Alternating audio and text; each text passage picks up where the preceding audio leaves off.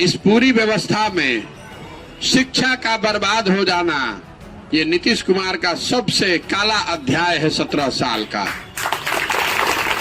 देखिए, अगर रोड नहीं खे का ले जा, अगर कोई बढ़िया सरकार बन जाई तो सड़क आके बना दी, लेकिन अगर शिक्षा खराब हो गई तो एक पीढ़ी पूरी खराब हो गई। अब कल अच्छी सरकार आ भी जाए तो भी जो बच्चा 6वां पास होके निकल गया, 10वां पास कर लिया, अब फिर जीवन में वो फिर पढ़ाई नहीं कर पाएगा। इसीलिए मैं कहता हूं कि नीतीश कुमार जी जैसे पढ़े लिखे व्यक्ति के मुख्यमंत्री रहते हुए शिक्षा व्यवस्था का ध्वस्त हो जाना, ये उनकी सबसे बड़ी नाकामी है।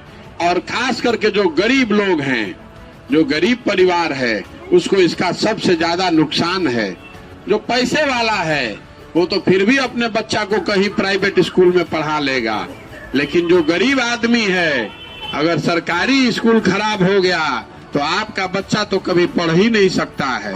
रोज खिचड़ी खा रहा है, आपके नाम के लिए उसने 8वां पास कर लिया, 10वां पास कर लिया, लेकिन उसको पढ़ाई कुछ नहीं हुई, तो अब जीवन भर उसको ये संघर्ष करना पड़ेगा। जो पढ़े लिखे लोग हैं उससे उसको पीछे रहना पड़ेगा। इसलिए शिक्षा पर इतना ही कहेंगे कि बिहार की शिक्षा व्यवस्था का ध्वस्त हो जाना यहाँ के समाज के लिए बहुत बड़ा चोट है। आजकल तो यह ना कि जब पार्टी बनावता वो अपन फोटो लगा लेता, अपन बाबूजी के फोटो लगा लेता और कहता कि हम रहब, हमारा बाद हमार बेटा रही। बापू के फोटो काहे बा, महात्मा गांधी के फोटो पर काहे बा? ऐसे बा कि देश में आजादी गांधी जी दिलवैलन। आजादी कैसे मिलल? अकेले गांधी जी दिलवा देता आजादी?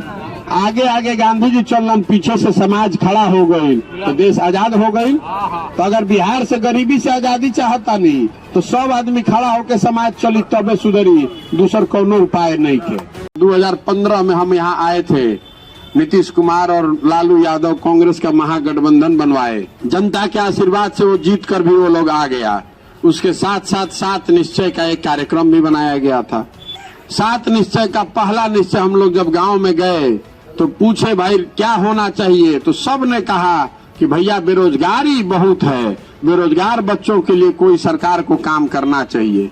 तो 7 निश्चय का पहला निश्चय क्या था कि सारे बेरोजगार लड़कों को 18 साल से 35 साल का जितना लड़का है, सब के कम से कम महीना में 1000 रुपया सरकार की ओर से मिली।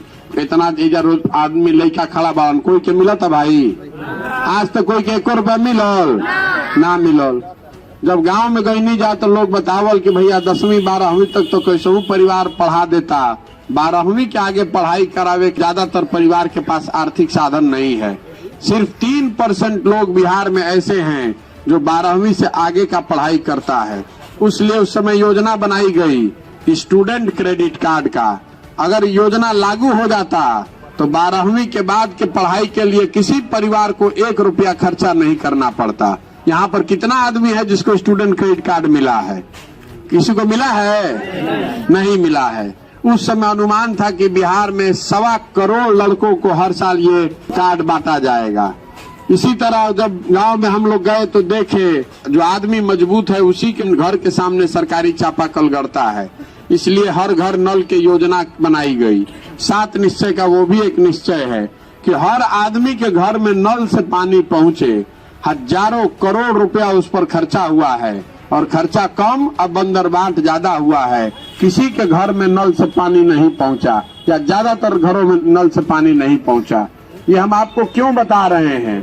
ये इसलिए बता रहे हैं कि सरकार तो वादा करेगी ही, जो नेता आएगा वो बड़ी बड़ी बात कहेगा, आप उस जाल में फंस जाते हैं, फिर जाकर वोट देते हैं और फिर नेताजी ठग कर निकल गए, फिर आप वही हाथ मलते रह जाइएगा।